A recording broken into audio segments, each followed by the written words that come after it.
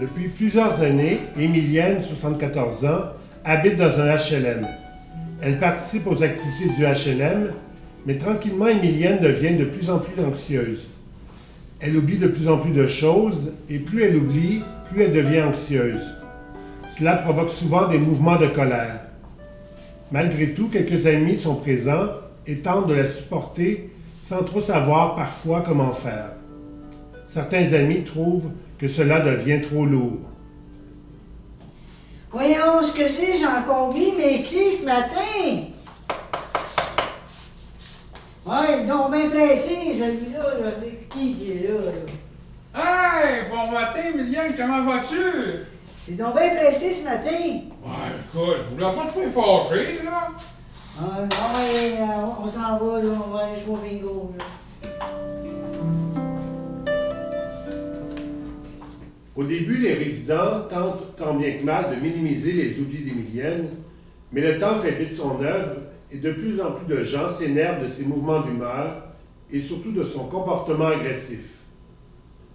Écoutons une conversation dans le hall d'entrée de la résidence. Hey, je sais pas ce qu'elle a, Émilienne, mais elle devient de plus en plus malcommode. En tout cas, moi, je la surveille. Il y en a qui disent qu'elle amène un couteau dans sa sacoche pour t'attaquer si tu la déranges.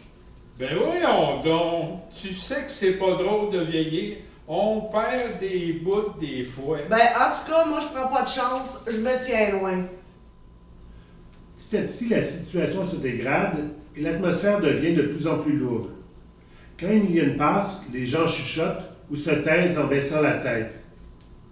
Émilienne sent bien ce changement de la part des autres résidents, mais ne le comprend pas trop. Un peu plus tard dans son logement, Émilienne est assise dans son fauteuil. Oh, je suis tellement fatiguée. Qu'est-ce que j'ai à crier comme ça après tout le monde? Je pense que je vais rester chez nous. Les mois passent et chacun remarque les absences de plus en plus nombreuses d'Émilienne. Elle ne participe plus à aucune activité.